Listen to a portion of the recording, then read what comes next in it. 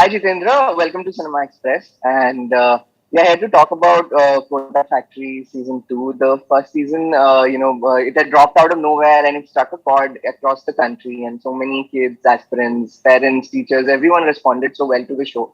And Jitendra, tell me, in the in the first few weeks when the show had dropped, what sort of reactions were you getting, and also from your own, let's say, batchmates and friends and people who had been in that environment in the past? काफ़ी ज़्यादा मतलब massive response था यार, हाँ, मतलब इतना बिल्कुल भी हाँ, एक्सपेक्ट नहीं किया था।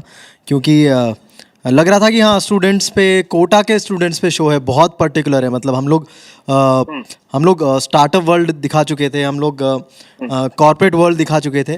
तो पता था कि हाँ, बहुत सारे लोग हैं वो, और अगर वो ऑडियंस भी देख लेगा तो काफ़ी बड़ा रिस्पांस हमें जी, मिल रहा था शोज़ का। बट स्टूडेंट्स पे शो है, वो भी कोटा के पर्टिकुलर कोचिंग के बारे में तो इतना बिल्कुल भी आइडिया नहीं था कि अ, दूसरे जिन्होंने जो इंजीनियरिंग सब्जेक्ट्स चूज़ नहीं करते हैं 11th-12th में, जो हम्म, कॉमर्स लेते हैं, जो आर्ट्स लेते हैं, वो लोग भी इतना रिलेट हम्म, करेंगे और वो लोग भी इतना कनेक्ट करेंगे शो से, तो वो बिल्कुल भी एक्सपेक्टेड नहीं था।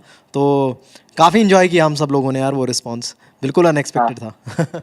Or how similar do you find this character to yourself and हाँ, yourself as a so person? Khanna, Khanna ने जब ये कैरेक्टर सोचा था, खन्ना और यादव ने, तो उनका हाँ, था कि हाँ, जो जनरल परसेप्शन है टीचर का, वो ब्रेक करना है। हम्म, और एक्चुअली कई कई बार हमको स्कूल्स में वैसे टीचर्स मिलते हैं जो हाँ, जो बच्चों को सपोर्ट करते हैं, जो पहचान जाते हम्म, हैं कि हाँ, ये बच्चा वीक है, या इस बच्चे को समझ नहीं आ रहा है ये वाले सब्जेक्ट में, इसकी ये वीकनेस है। तो वो जो कैचिंग होती है वो स्कूल टीचर्स काफ़ी करते हैं, और हम्म, मतलब वो पर्सनली कनेक्ट होते हैं बच्चों से और बुला के समझाते हैं उन्हें। वो थोड़ा सा कोचिंग में मिसिंग रहता है। एंड हालांकि सब उसी उसी वही एम करके आते हैं सारे टीचर्स कि हमें मतलब बच्चों को सच में सिखाना है। और लेकिन वो इतना ज़्यादा हैवी सिलेबस है ना वो, तो टीचर्स हम्म, भी खो जाते हैं पढ़ाने में और बच्चे भी खो जाते हैं पढ़ने में। And कुछ छोटी मोटी जो रिलेशनशिप वाली चीज़ है वो शायद बहुत ज़्यादा बार नहीं बैठ पाती है कोटा जैसी जगह में। तो आई थिंक वो वापस लेके आएगी, जो जनरल स्कूल वाली जो टीचिंग हुआ करती थी, वो अगर कोटा में हम दिखाएं, उतनी कूलनेस, उतना चिल टीचर है, जनरल बातें कर रहा है, हाल चाल भी पूछ रहा है, ठीक है, सब्जी भाजी के भाव भी बता रहा है, तो हाँ, वो वाली जो कूलनेस है वो लेके आए ये लोग। तो वो काफ़ी सही है। एंड हाँ, मतलब मोस्टली टीचर्स लोग बहुत ज़्यादा जब वो आईआईटी खुद इंजीनियरिंग कर रहे होते हैं तो वो ज़्यादा इन्वॉल्व नहीं होते, तो वो एक्स्ट्रा करिकुलर एक्टिविटी में बहुत इन्वॉल्व रहते हैं। और जो राइटर्स और डायरेक्टर हैं, जो राइटर्स और क्रिएटर्स हैं, वो भी कहीं ना कहीं ड्रामा कर चुके हैं, और मैं भी कहीं ना कहीं ड्रामा कर चुका हूँ, तो वो एलिमेंट तो आना ही था।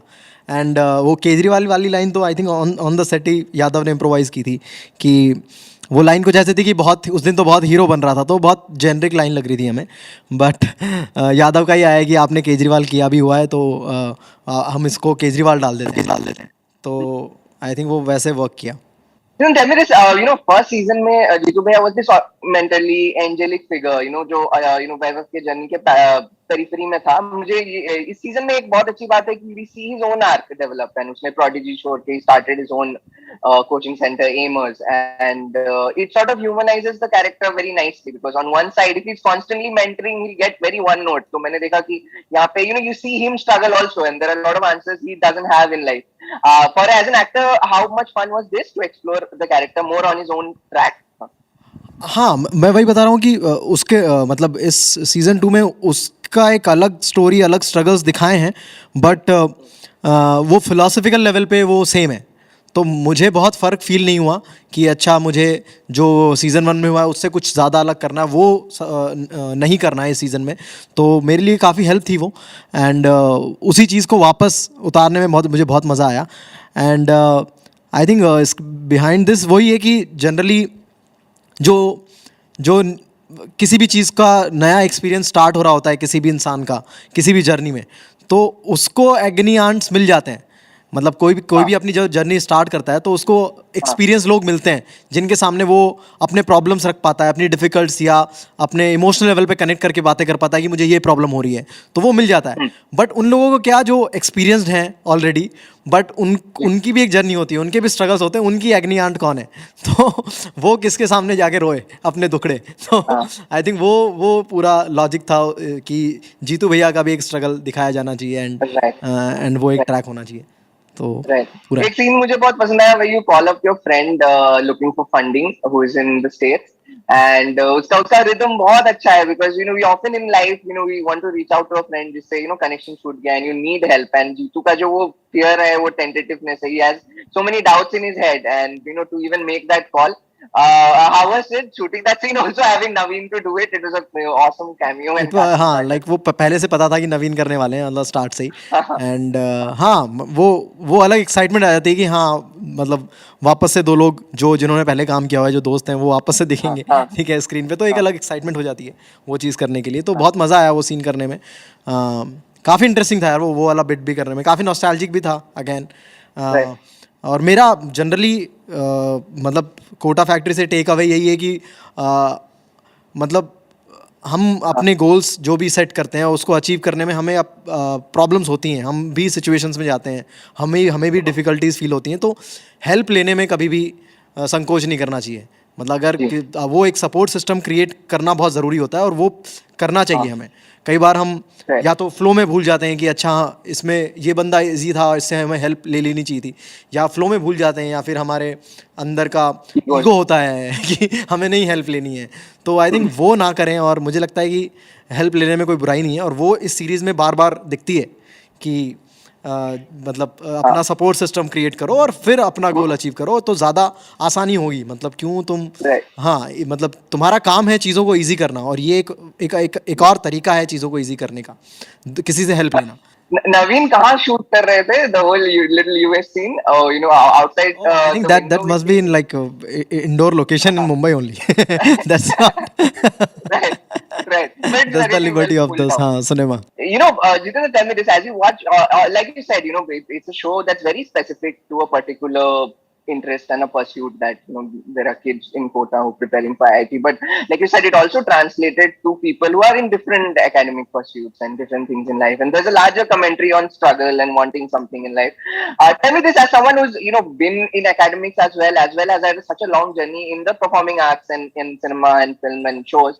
How different are the two journeys? You know, academics is very you know academics has a lot of hard work, film also, and acting has a lot of hard work. But I think there must be some fundamental difference also that you know the struggle of an artist and the struggle of let's say an academic student. Do you see any difference? Any fundamental difference? हाँ मतलब I think struggles different नहीं है actually मतलब जो जो तुम emotional level पे feel कर रहे होते हो चीज़ें जब तुम किसी चीज़ के वही तुम जब कोई गोल सेट करते हो कि हाँ मुझे जेई करना है या फिर मुझे एक एक्टर बनना है मुझे एक इस लेवल पे एक्टिंग करनी है या मुझे इस तरह के कैरेक्टर्स करने हो जब तुम वो गोल्स बनाते हो अपने तो हाँ आई थिंक इमोशनल लेवल पे तुम सेम स्ट्रगल फील कर रहे होते हो कि क्या तरीके हैं क्या कैसे मैं पहुंचूं अच्छा ये प्रॉब्लम हो रही है तो आई थिंक वो सेम होता है बस मुझे लगता है कि हाँ तुम अलग अलग वर्ल्ड में जी रहे होते हो वो एकेडमिक वर्ल्ड होता है और ये एक प्रोफेशनल वर्ल्ड होता है जहाँ पे तुम्हें अलग तरीके से डील करना पड़ता है और वहाँ पे जो बुक्स होती हैं और जो क्वेश्चंस होते हैं उनसे डील करना होता है तो दोनों अलग मतलब बस इतना ही डिफरेंस होता है बाकी तो आई थिंक वो सब सेम होता है कि दोनों जगह तुम्हें चाहिए तुम एक्सपेक्ट करते हो कि कोई मेंटोर हो या कोई एक्सपीरियंस बंदा हो मैं जैसे अगर मैं एक्टिंग के लिए ट्राई कर रहा हूँ तो मैं जाऊँगा कि हाँ जिन्होंने ये पाथ पहले फॉलो किया है कि जो बिल्कुल ही ज़ीरो से स्टार्ट कर रहे हैं तो उन्होंने कैसे एक्टिंग शुरू किया होगा Right.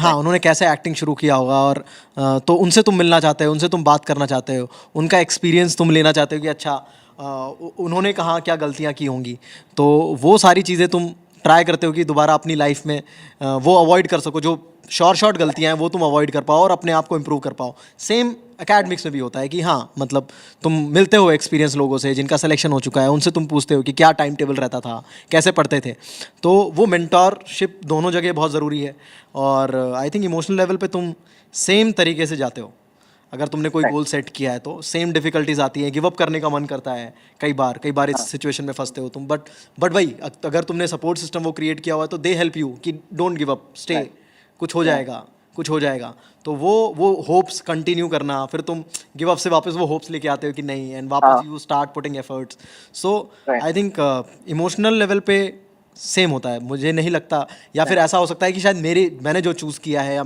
मुझे ज़्यादा डिफरेंस नहीं दिख रहा बट मेरे हिसाब से डिफरेंस नहीं होता है इमोशनल लेवल पे Right.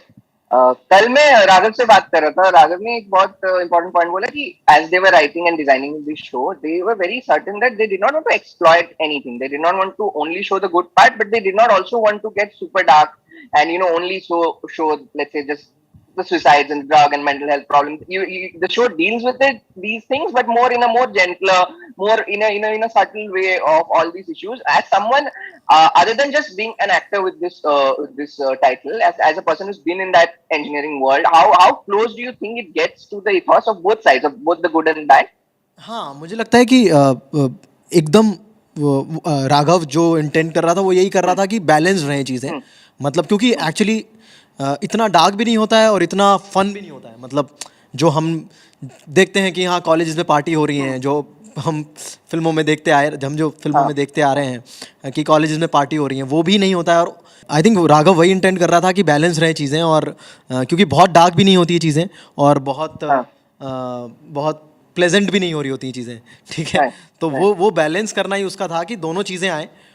और शो को लोग एक पर्टिकुलर नाम से ना, पर्टिकुलर टर्म ना दे दें कि यार बहुत डार्क शो है, कि यार ऐसे वन टाइम वॉच फन है. वो सारी चीज़ें अवॉइड करने के लिए शायद वो इंटेंट रहा होगा उसका कि ये बैलेंस रहें चीज़ें.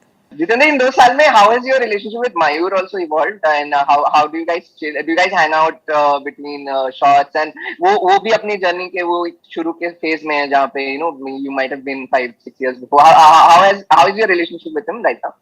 बहुत बहुत सही है यार. मतलब सभी एक तो बहुत अलग अलग तरह के एक्टर्स हैं.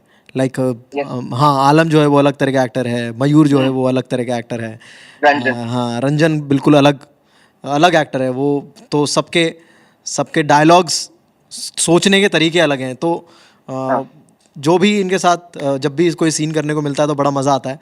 और मतलब हाँ, मतलब एक दो चीज़ें सीखने को भी मिलती है कि यार ये इसने कैसे किया, ठीक है. ये तो एक सिंपल सी लाइन थी, ये इसने ऐसे कैसे बोल दी कि इस पे हंसी आ जा रही है. ये इसने कैसे बोल दी कि हाँ. और मतलब व्हेन यू सी मयूर, मतलब जब मेरे साथ जो सीन हो रहे होते हैं उसमें ज़्यादा टॉकी जीतू भैया है. मतलब ही इज़ मेंटोरिंग और मतलब जो भी है बहुत सारे उपदेश दे रहे हो, तो he is listening to it and he is so like जो भी है बहुत इंगेजिंग लगता है when he is reacting and not saying any word. So वो कमाल का है उसमें, the way he reacts in front of camera. तो वो बहुत एफर्टलेसली करता है. मतलब ऑफ कोर्स ही, मतलब वो बहुत ज़्यादा एफर्ट डालता होगा इसलिए वो बहुत एफर्टलेस लगती है चीज़. Effortless. तो वो एक कमाल की चीज़ है उसमें. आलम का मतलब वो कुछ भी आउट ऑफ द कैरेक्टर चीज़ें चल रही होंगी, ऑफ द कैमरा मस्ती कर रहा होगा, बट वंस कैमरा स्टार्ट्स वो इनटू द जोन होता है, ठीक है. वो कैसे करते हैं लोग, मुझे वो काफ़ी मतलब बहुत सरप्राइजिंग लगता है कि ये कैसे करते हैं यार लोग, कि एकदम फन चल रहा है एंड सडनली कुछ सीरियस सीन भी करना हो तो बहुत हाँ मज़ेदार देता है उसको. तो एक दो चीज़ें सीखने को मिलती हैं इनसे और बहुत मज़ा आता है इनके साथ काम करने में. सबसे इंटरेस्टिंग शॉर्ट सीन कौन सा था सीजन 2 में for you to do as an actor with them, the one you remember the most? Episode 2 में शायद जो रंजन के साथ एक सीन है इन दी एंड, यस यस यस, वो काफ़ी चैलेंजिंग सीन है यार मेरे लिए. मतलब जनरली है ना, उसकी एक अलग फिलॉसफी है, उसकी एक वो अलग बातें कर रहे हैं, अलग थॉट प्रोसेस है वो. और वो करना, डिलीवर करना अपने पर्सपेक्टिव, अपने रिव्यूज़ हटा के, क्योंकि जब ऐसी चीज़ तुम करने जाते हो तो तुम्हारा सेंस भी, तुम्हारा कॉन्शियस भी आता है कि अरे यार मैं ये बोलना चाहिए क्या. तो वो वाली चीज़, अरे मैं ऐसे नहीं सोचता हूँ बट ये कैरेक्टर ऐसे सोचता है, मैं नहीं हूँ, ये बोल देगा, ये इस तरह की बातें अपने स्टूडेंट्स को समझा देगा. तो शायद मैं ना समझा पाऊँ, शायद मैं टाइम लूँ या मैं किसी और तरीके से उसको समझाना चाहूँ. सबके अपने अपने अलग तरीके होते हैं. तो वो सारी चीज़ें एज अ पर्सन वो अलग करना एक्टर, तो मेरे लिए काफ़ी चैलेंजिंग सीन था ओवरऑल. तो वो करने में मुझे मज़ा आया एंड आई होप वो लोगों को अच्छा लगे. वो वाला सीन काफ़ी अलग है मेरे लिए. हाँ राइट. जितने एक छोटी सी डिटेल मेरे को बहुत पसंद आई, कुछ साल पहले कोरा पे one of Shahrukh Khan ex employee, supposed ex employees, had written a long piece about how she'd get chola bhatures from Delhi, and Mr. Khan would just go into the eating area and just take her chola bhature and eat it. And he's someone who's obviously on a diet, but he'll have that wo Delhi ka connect ban ke, and he'll just eat that chola bhature. There's this little scene throughout of the you grabbing the rasmalai that someone brings for you in this show, and the way way you do it, you see, it's not just a small little physical detail. You see कि इसको इतना पसंद है, or maybe, and of course Jeetu Bhaiya can get it, he lives there, but maybe उसके दिमाग में रहता नहीं है, and the students just bring it to you. It's almost like there's so many memories and so much attached with that. You could talk a little bit about, who came up with this little thing idea, and just doing it. I think हाँ, it must be Yadav और खन्नाज जो writer हैं, उनका ही idea था ये कि रसमलाई खाते हुए जीतू भैया बोलेंगे। और मतलब आई थिंक ये ऐसी चीज़ें अगर कोई टीचर कर रहा हो तुम्हारे सामने, तो आई थिंक स्टूडेंट्स ज़्यादा कनेक्ट करेंगे कि अरे मैं अपनी रसमलाई लेके आया और मेरे टीचर खा गए, वो मैं अपना लंच बॉक्स लेके आया और टीचर खा गए। तो I think this kind of sharing students doesn't expect, और ये सारी चीज़ें वो अपने दोस्तों के साथ कर लेते हैं, बट वो टीचर्स के साथ कभी करते नहीं हैं। And when you do this with them, और you see this happening on your screen, so you will get more connected. And वही चीज़ है जो जनरल टीचर्स हैं होते हैं उनसे अलग करता है जीतू भैया को, तो जो कैरेक्टर है, तो वो आई थिंक जो राइटर्स का ही आइडिया है हमारे। और आई होप तुम्हें अच्छा लगा, तो आई होप कि वो ऑडियंस को भी अच्छा लगा। Jitendra, will there be a love track for Jeetu Bhaiya? People have been waiting for it for long, and there's a small little subculture that wants some kind of a love track for him. First season में बहुत interesting scene है where he's getting ready and he's giving advice कि अगर तुम अपनी girlfriend के लिए gift लेके जा रहे हो, and and you see him with the champagne and with the flowers, and it makes you think कि actually Jeetu Bhaiya भी शायद डेट पे ही जा रहे थे उस दिन. It makes you will ever in season 3 maybe बाद में is there any talks about having a romantic track with him? यार I don't think so, but हाँ मतलब मैं ज़्यादा नहीं बता पाऊँगा इस बारे में, ये सब राइटर्स के काम है कि कैसे जीतू भैया जो कैरेक्टर है उसका ट्रैक आगे बढ़ाना है और क्या इंटरेस्टिंग रहेगा लोगों के लिए। बट हाँ, क्यों नहीं, मतलब अगर जीतू भैया का कुछ एक रोमांटिक सीन भी हो किसी के साथ, तो वाई नॉट। मतलब वही एक चीज़ है जो हम टीचर्स का वो साइड हम कभी नहीं देखते हैं, अगर वो स्क्रीन पे देखने को मिल जाए तो why not. Wonderful, great. Thank you so much, Jitendra. All the best for Kota Factory season 2, and I hope you get as much of amazing reactions that you did with the first season. Thank you so much. Thank you यार, lovely talking, thank you.